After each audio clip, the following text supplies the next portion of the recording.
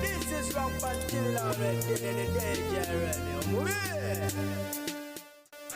Yes, alright. Kofifi the news anchor Kole omulungi wange omwagala mpuliriza wasuzeyo otya eyo yonna gyosizira okubanga ate ogyekumideko kansubire nti bebatambulira malidadi sana kansubire nti ofunye ku kyenkya era nga oli mwetefutefu okubanga n'ekyemisana okulaki okifuna nti munnange gava mu kulya. Yes, abeera Fifi the news anchor okubanga ate akutwala mu maaso n'amawulire agenda maaso okubanga ate gatambula mu ggwanga lyettu Uganda era nga tugenda tutandikira ku mwagala w'abanje omukyala amanyiddwa nga solo kwene muite Badblak shanitsa na muyimbwa omukyalo ono yagenze dda maaso kubanga ate azigwamu era nga gye bwazibidde nga yamaze mudda omusubi. Yasa amakage gazingiddwako era nga polisi yasanze taliyo nga yadduse dda yataddeko dda njabala. Ekigambibwa nti omukyalo ono ayina emiswiba egiwerako ddala 15 gye bamuvunaana era nga kooti yawadde dda polisi ebiragiro okubanga ate bamugombamu obwala. Yes, abantu ab'enjawulo bavuddeyo nga babawabira Badblak era nga asookera ddala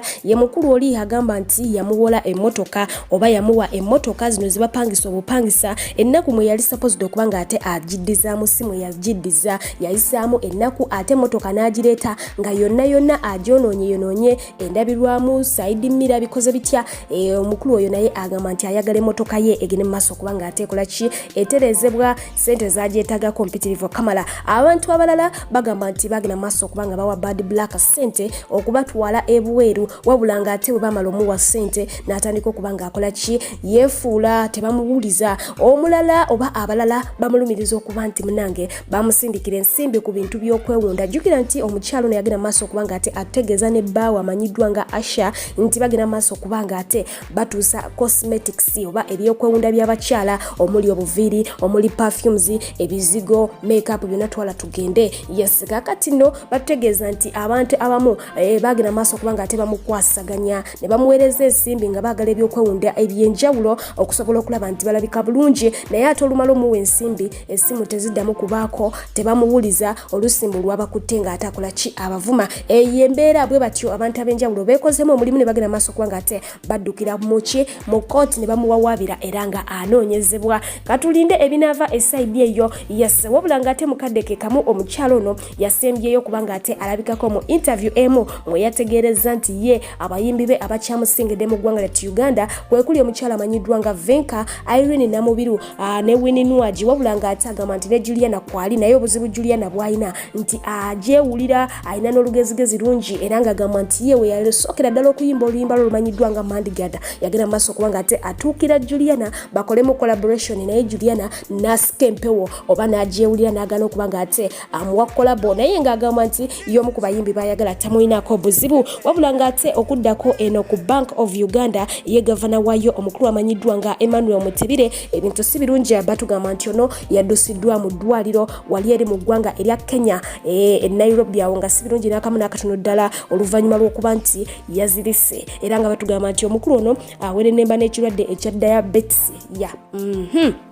kakati ate nga ye omukulu amanyiddwa nga Honorable James Mubiru. Yes, naye gye buvuddekawo abadde ng'eyo mu ddwaliro erya Aga Khan wabula nga bano bamusiibudde ne bamutegeeza nti ffe kye tukozeeko tukikoze naye nga bamukakasiza nti alina okuba nga yeeyongerayo mu ggwanga erya America oba India okusobola okulaba nti afuna obujjanjabi obusingakaawo if not that agenda afuna kookolo. Yes, era ng'omukulu nategeezeza nti ali mu nteekateeka za kulaba nti agenda mu America era nga yagenda maaso okuba nga ategeeza abantu mwenna abasobodde okubanga musobola okumusonderako mugende mu maaso mbere nga ate mukwatirako asobola okulaba nti obulamu bwe budda engulu. Ye omukulu amanyiddwa nga Yoweri Kaguta Museveni yavuddeyo n'agenda maaso okubanga ate atulaganga wakubiddwa akayiso akagema COVID-19 akokusatu ke bayita booster jab era nga ategeezezza nti bannamukadde mwenna mugende mu maaso okubanga munnaye mukola ki mufuna akayiso kano akake yakafunidde wali eri mu makage erwakitula wabula nga ate teyakomyawo yagenze mu maaso okubanga ategeeza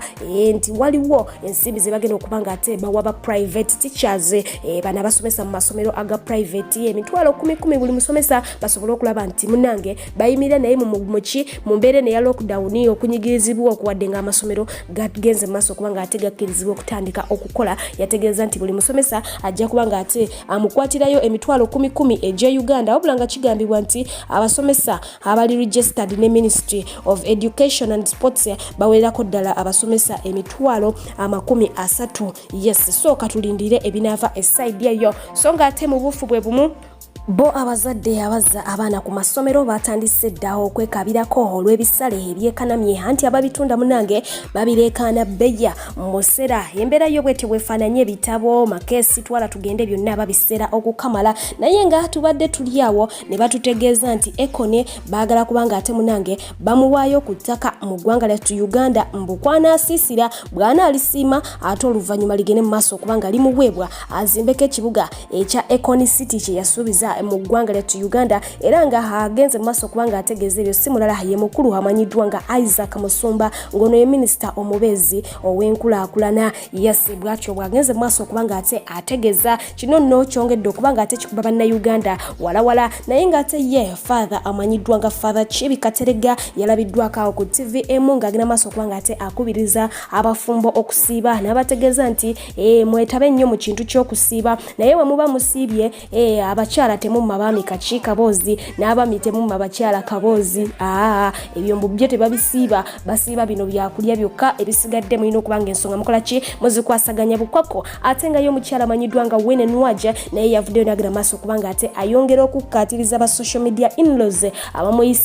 abongera okubanga ate bamubuulira ki kyalina okubanga akola mu bulamu bwe bano abamuvumirira ku nnyambala ye okusookera ddala bategeezezza nti mmwe abaagala nnyambale nga bwe mwagala mugende mu maaso kubanga ate mumpe emirimu mumpite ku mikolo gyammwe omunampita olwomubuulire maneja wange nti bwe njagala Wene Nwaja yambale olaba oba byoyagala okwambala sibyambale olw'ensonga nti nze buli wondaba ku mukolo bwe mba nnyambadde nanyini mukolo ogwo bw'atyo bw'aba yakoze ki yasabye nnyambale kakati naawe empita ku mukolo gwo oduumire nti Wene Nwaja yambala bw'otyo olaba oba sikyambale ate abagenda maaso kubanga bamukondera ku nsonga z'obufumbo yabategeezezza nti ye waliyo obulamu ng'omuntu tafumbiddwa n'abeerawo so mulekerawo kubanga mumubanja ensonga z'obufumbo tagaana nti okufumbirwa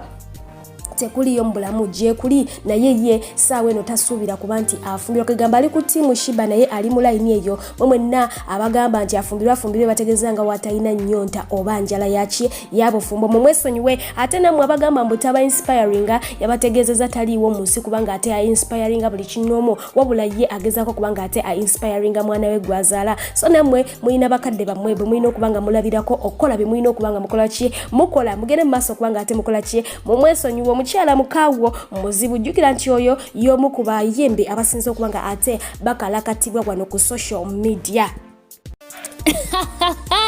Bannayuganda abali mu ggwanga eri America akambanjulire DJ Farouk omusabatuzi w'enguliko anti ono asabatula n'ebyenda ne bikwetokota yakuba enguliko kiggala n'awulira omuzibe n'alaba n'omulema n'atambula akuba ku mikolo egy'enjawulo omuli egy'amazaalibwa baby shower house party graduation n'emirala kamaala ate nga naawe atesetese ebivulu yakyasinziza ebyuma ebiri ku mulembe osobola omusanga mu kibuga California era nga n'ebibuga ebirala atuukayo musange ku namba y'essimu plus emu7 7254247 plus emu7 7254247 ye DJ Farouk ku Bay and Samusamu tokkiriza bagenyi bokwebowa. Ate bo abakulu okuli omukulu amanyiddwa nga Kasuku ow'okudemba FM wamu ne Spark TV okuli omukulu amanyiddwa nga Frank Gashumba Pastor Kayuwa omukulu amanyiddwa nga Katolu Wama n'abalala awo abawerawerako nga bano bagenda maaso kubanga ate bakiika ku mukolo gw'omukulu amanyiddwa nga Pastor Aloysius Bujingo nga ayanjulwa omukyala amanyiddwa nga Susan Makula ewaabwe eyo bo bagenda maaso kubanga ate baagalwako babawenjebwa buyise essaawa eno ng'omukulu abawenja simulala mukulu amanyiddwa nga Male Mabirizi oluvannyuma lw'okuba nti yaddukidde mu kkooti nga agisaba emuwe olukusa abantu bano abakwate oluvannyuma lw'okugaana okukolagana naye mu nsonga y'okuba nga ate balumiriza Bujingo mu kkooti nti ddala kituufu yagenda maaso okuba nga ate akola omukolo ogw'okwanjula oba okitegeera bwatyo n'abeera nga ate agamba beetaaga kuba nga ate abayisaamuko ku ggaali bagugumuke jjukira nti kati bano banne ba Bujingo so ye ayagala balumirize ani Sudani Bujingo nti ddala kituufu yakola omukolo gwa kigwo kwanjula ate bo bakyagaanye okubanga ate bakola ye kyayagala kati essaawa eno asazeewo abeere nga ate ayita mu kkooti emuwa ekipapula ekimukkiriza okubanga ate abantu bano akola ki abakwata mbu beegaana ate ng'omukolo baguliko misanatuko naye nga ye akyalemeddeko ye omukulu amanyiddwa nga Katolubwama twamulabye olunaku olw'eggulo we yavuddeyo n'agenda maaso kubanga ate ategeeza nga ba agenti b'omukulu amanyiddwa nga Bobi Wine bwe bamuli obubi era mbu bakamuwako obutwa emirundi giwera ddala 3 kakati nno avuddeyo ate n'agenda maaso kubanga ayambalira omukulu amanyiddwa nga John Black ng'agamba nti ono aswaza music industry ye Uganda ekisookera ddala talina character ya muyimbi tasanidde kubeera na muyimbi ekisookera ddala tali creative ekirala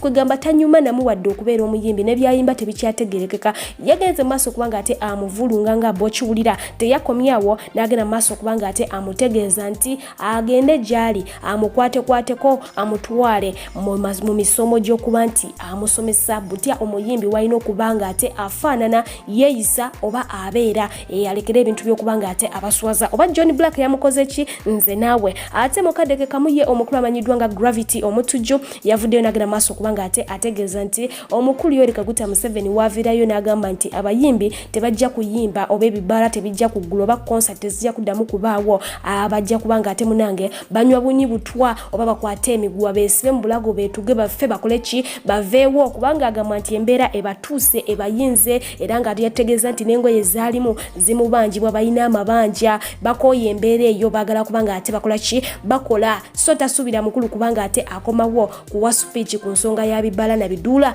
alindira bulindize ennaku z'omwezi nga 24 ekibala kitandika okubanga ate kiseka ate ye omukulu amanyiddwa nga Palaso batutegeezezza nti onayagala kubanga ate akuba country tour yes musically atambule nga akuba tour mu Uganda yonna naye nga okusinzira ku lugambo nga luze luva wali eri ku mukulu amanyiddwa nga DJ Roger ategeezezza nti manager w'omukulu ono ajja kubanga ate ekintu akitandikirawo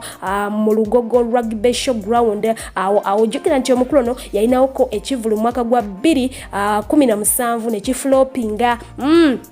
baagala bakiddemu bakitandikire awo wennyini basobole okulaba nti Palaso addamu okukikwasaganya bamuyozeeko obuswavu buli ekintu kiri kyonna kyonna ekyamwambala oluvannyuma lw'okuba nti show yakola ki yagwa butaka so bwe bati batutegeeza katulindire ate ye omukulu amanyiddwa nga Bebe Cool avuddeyo n'agenda maaso okubanga ate awabula bayimbi banne n'abategeeza nti bino bye mwagala okubanga ate mukola ebivulu internationally mugende ku international level ebyo tebijja kubanga ate bituyamba mugezeeko okubanga ate mukikuba ewaka bwe amalo kikubewaka mujja kumanya nti ddala kituufu ewaka nawo ssente weziri era bw'atyo naawe ekyokulabirako n'agamba nti omuyimbi omu ayinza okugenda ebweru n'ateekayo ekivulu n'afuna miliyoni 35 ye n'ateeka wali ekivulu ekiwatule n'afunawo miliyoni eziwera ddala 2 era naawe ekyokulabirako ekirala eky'omukyala amanyiddwa nga Azawi n'agamba essaawa eno international music naye bw'agenda ebweru eyo n'akuba ssente zaafuna ziba ntono nnyo ku spice za Diana zayinza okubanga ate afunye singa aba akubye ekivulu wano mu ggwanga lyattu Uganda bw'atyo n'abategeeza nti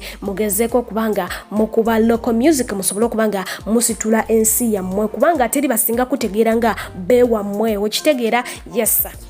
ate kudda ku mugole amanyiddwa nga Cruthomo yes yayongedde okubaga ate alumya abayaaje oluvannyuma lw'okubanga ate abategeeza nti omwami we Akram tabangako mufere omwami we ali very clean tabangako musangoma byonna byeboogera ababyogera babyogeza kyennugu na bujja olw'ensonga nti baali beepikira omwami n'abasuulawo ate n'asalawo okubanga agenda naye so obo bonna bujja na nnugu bye biboogeza ebyo okwanno n'agattako okubanga ate ategeeza omwami oli eyali amwepikira owantale nti naye yali tasobola kubanga ate amwagala olw'ensonga nti kasajja kampi tekamujjaamu ye mukyala wa kiwago wa mahaiti omukulu ono Akram yakola ki yamujjaamu yamuyiriddewo nno omubiri we waawo bo ba social media inlaws bayongedde okubanga ate bamulabula ne bamutegeeza nti ave mu kamera obufumba bujje mu kamera oba omukwana gujje mu kamera ajja kufuna emirembe era abamu ne bagenda maaso kubanga ate bamulabula nti waatawere yandiwunzika ng'omukyala amanyiddwa nga Farida Nakazi we yawunzika n'omusama we oli gwe tujjukira awo we Dubai emabegako awo naye nga embeera yo bwe yafaananye olunaku lw'eggulo omukyalo ono amanyiddwa nga Caritas Cario gabadde mazaalibwa ge katumwagaliza amazaalibwa amalungi ye omukulu amanyiddwa nga Sheikh Wumalu ayongedde okubanga ate akalakata Seeka Kasimu yes naye nga ngenda kubanga ate mubalekera wabula nga nnyongera okujjukiza nti yitirako wali eri ku neighbor series awo mu community nteekawo link sometimes oluusi nenjipininga awo mu mu comment section okona mu bukonyi ngekutwala ku video olabe onyumirwe badube sempata bonna onyumirwe mukyala neiba mama Jeni nakachwa onyumirwe banandu jabonna yes akazanyo kasufu kamala ate bomala o subscribing oyitene omulala naye muberenga mukolachi munyumirwa bwentyo kamberekereze mu dakika eno yenyine nsabe mungu atakumira mpera agira abankumira abalwadde abawonye namwe abafiridwako abantu bamwe ayongera okubanga ate abagumya kubanga yagaba atera yakolachi yajawa mubere bulunje mbagala nnyo mweraba Oluganda bwentunulira bwenti ene nkodomali ya Seka Kasemu nga ye ayogera mbo serina kyenyenza kumuwa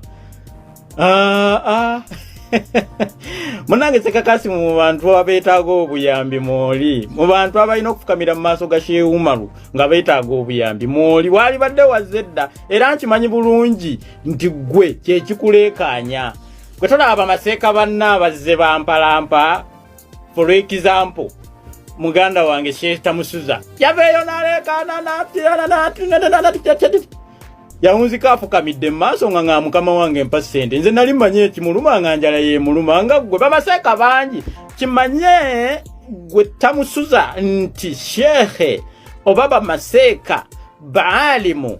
abategeera Qur'ani abamanyi obusiramu Bamaseka abakuukutivu betugamba abatuukiridde nga erinnya lyabwe ba Sheikh balina sente bakola emirimu gyabwe munnange tebalumba Seeka Umaru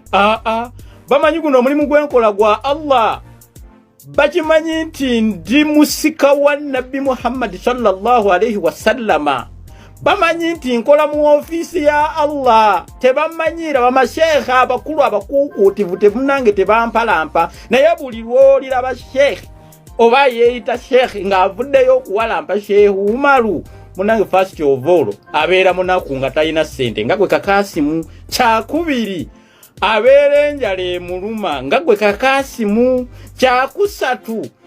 ebeera nkodomali nga ayagala kuwalampa kulinnya Sheikh Umaru naye mukubeko afune kulinnya birudinge nga gwe Kakasimu kyoloota kyoyagala kubanga munnange Bamaseka abategeera mu nsi mwebali era teboogera kulinnya Seeka Umaru bangulumiza bugulumiza bampa bubi bitiibwa byange byenteekeddwa okufuna naye buli lwolira Baseeka yeeyita Seeka nga z'okuwalampa Seeka Umaru munnange abeera n'ekizibu ku mutwe ebyo byemukugambye abeera munaku ayagala muwekka sente abeera ayagala mu building erinnya lyasituke abeera ayagala kukola nga bino byolaba Tamusuza yakola naye nze nkugamba ekintu kimu kakkana wansabye bubi wali badde ofuna okolanga mukadde waffe Sheenu Muzaata bye yakolanga munange Muzaata yankubiranga kasimu nangamba nti nkuwalampye saidi eri naye mpeerezaayo 10 mpeerezaayo 2 mpeerezaayo 5 ndyeko ne video nzirina ze namuweerangako sente emmese ngene ya kana akaita Kaseeka Kasimu akakodomali ako nekajja nekakulumba nekagamba nti bannange atoyo musajja byakola bidibida obusiraamu tebukkirizibwa nogamba bannange era nze ntulaawo nenseka nenyimba akayimba ka mukwano gwange bugembe nti lengera embaata lengera enswera kati eno emmese ya Kasimu munnange ejja ewalampa Sheikh Umaru nti bannange nze oyo musajja byakola tebiri mu busiraamu kati gwakola ebiri mu busiraamu ene ddiini yeyolooza gwe Kasimu munnange ne ddiini gye tulimu ffenna gye twekubiramu eŋŋoomi si yaffe ddiini ya Allah dinullah dini busiraamu ya Allah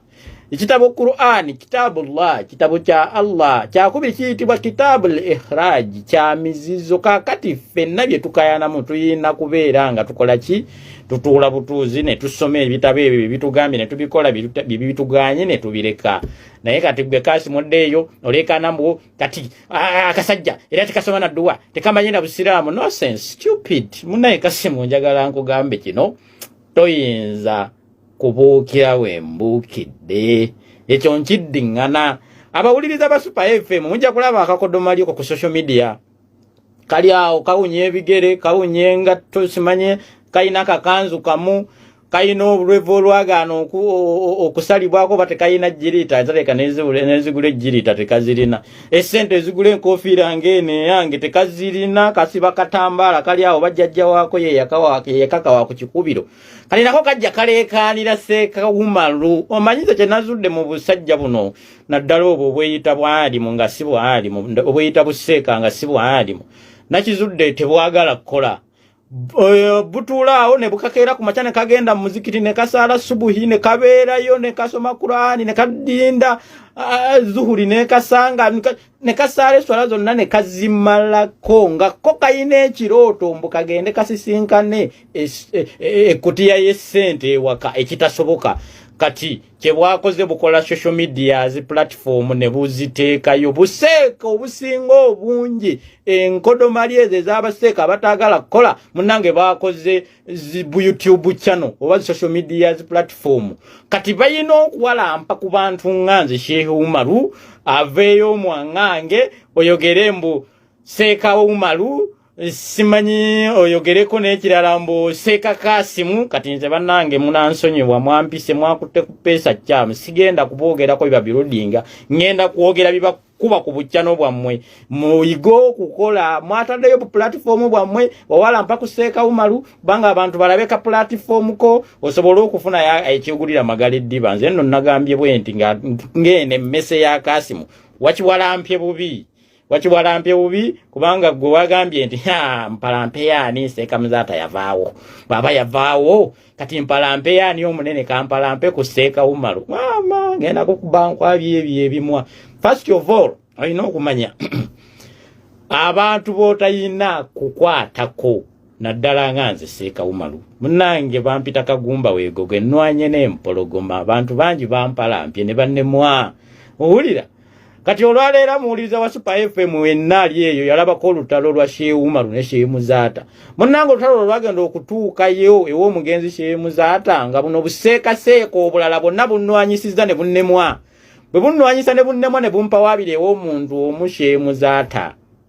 era ebiseera bye yali ng'akyali mulamu munnaye Sheikh Muzaata ye yaliwo omuntu ng'omu ayinza okukuba ku Seeka Umaru naye era naye yafa mulemyeddwa